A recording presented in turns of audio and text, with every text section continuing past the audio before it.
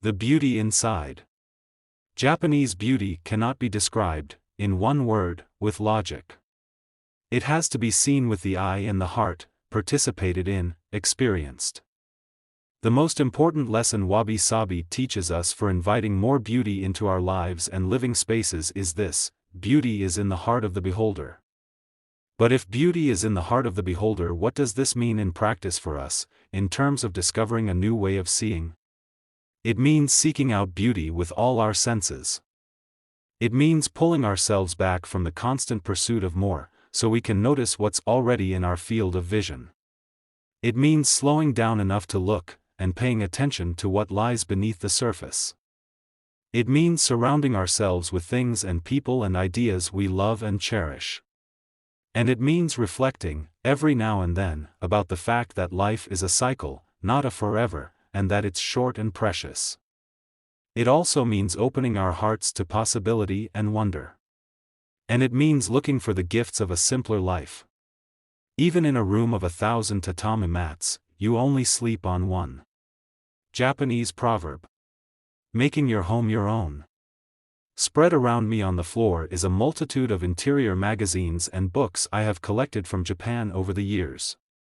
I am trying to pinpoint exactly what it is that has long drawn me to Japanese design and style.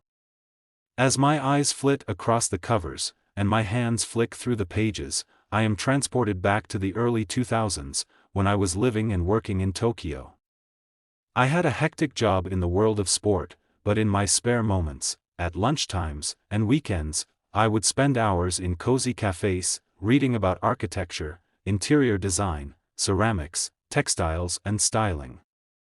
Rare days off were spent visiting exhibitions and seeking out independent shops in Jugaoka, Daikanyama and Kagurazaka, delighting not only in the beautifully crafted products on offer, but also in the way they were packaged and wrapped. When considering what to do after my contract had ended, I mulled over the prospect of training as an interior coordinator, helping people style their homes. There was a huge boom in Zaka shops. The rather dull translation of Zaka as miscellaneous items belies the delight found in Zaka treasures, things that express your taste and personality, and add layers of story to your home. Many of the products in Zaka shops were compact, reflecting both the Japanese love of attention to detail, and the practical reality of people living in small spaces. Around this time, I developed a slight obsession with Japanese stationery, a love that remains to this day. I also discovered the Japanese genius for home organization and creative storage.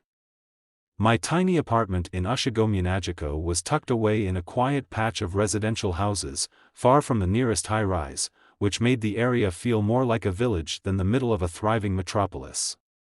The front door opened into a genkan entranceway, where shoes would be removed before stepping up into the apartment. With the exception of a small bathroom, my place was a one-room studio.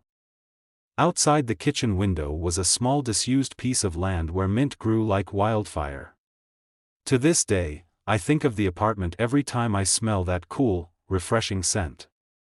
I furnished it slowly and carefully, on a budget and within the constraints that come with such a modest space. Each item was treasured, and had a memory attached. The washi paper I used as a wall hanging had been sourced from my favorite paper shop one early spring afternoon, just as the plum blossom was falling. The linen table mats, hand-carved chopsticks and well-loved crockery had been precious gifts from friends. I used them even when it was just me for dinner, which was most days. Books about flowers, pottery and slow living were stacked in small piles with a teapot or a vase atop, used as decorations in place of expensive objets. Before we can beautify, we need to simplify, and make the most of the space that we have. These days, we have so much choice, and access to so many cheap things, we usually shop, consume and grow our credit card bills in a hurry. Our lives and our cupboards are rapidly becoming overstuffed. In recent years, as my family has grown to include 2 young daughters with a penchant for pink plastic and baby dolls, I have found myself returning to Japanese inspiration for ideas on bringing a sense of serenity to our home without breaking the bank. Themes to inspire you. To come back to the commonalities between the Japanese interior books and magazines that lay scattered at my feet, I noticed several threads: simple clear spaces, texture in furnishings, carefully chosen items displayed in a way that is gentle on the eye, small things in a small place, no oversized furniture, for example, more put away than on display, nature indoors, from a tiny courtyard garden to flowers and found objects displayed inside, and a sense of the seasons, shadows and light. Lots of neutrals, flexibility in the way the space is used and an underlying sense of calm. There was also often a detail that invited a sense of wonder. A single bloom in a tiny vase. A partly hidden view, suggesting, but not telling. This made me think about how we could benefit from not putting all our treasures on display, not cramming every spare inch with stuff, not telling our whole life story on first meeting or rushing to fill all the pauses in a conversation. I have gathered these threads into 5 themes for you to explore in your own life. They are simplicity, space, flexibility, nature and details. Simplicity. One Japanese lifestyle brand I have admired for years is Fog Linen Work, founded by designer and entrepreneur Yumiko Seikine over 2 decades ago. Her store, tucked away on a small street in the trendy Shimokitazawa district of Tokyo, is a serene oasis in the bustling capital. Exposed concrete walls are a textured, yet neutral backdrop for wide-open shelves, which hold linen napkins in wire baskets, small stacks of wooden plates and open trays with tiny buttons. Linen clothing and bags in subtle colors are spread out on a long rail. My favorite items are the heavy-duty aprons, which make you want to go straight home and cook something. There is a sense of space, and of time stopping inside the store. Seikine-san has had years of exposure to the West, having imported lifestyle goods from the USA before she set up Fog, and now working primarily with Lithuanian suppliers to manufacture the linen goods she designs herself. This makes her style choices even more accessible, as they seem just as at home in a San Francisco apartment or London townhouse as in a Japanese abode. When asked to share a few words about her particular style, she told me, "It's simple, minimal, organized. My European distributor tells me there is something distinctly Japanese about the way I display our products. I like calm neutrals, and I sometimes use accent colors for our clothes, depending on the season. My aim is to make quiet products that can ease themselves into people's lives and homes, bringing a subtle sense of calm. I like to live with natural materials, such as linen, cotton, wood and some metal. No plastic. This suits my personality, and my love of simple things. Every time I go to Seikine-san's store, it inspires me to make my own shelves more open, to pare back and display only things I really love. When we stop using shelves just for storage, and instead see them as holders of treasures, the difference is remarkable. Instead of a room closing in on you, it seems to open up. On my return from Tokyo this time, I hung my linen apron on a hook where I could see it, made a simple display of cookbooks paired with vintage bottles and old photos on the windowsill, shook out a favorite tablecloth and popped some wildflowers in a vase to go in the center of the table. It took a couple of minutes and cost me nothing. Instantly, I wanted to be in the kitchen, making something delicious for my little family.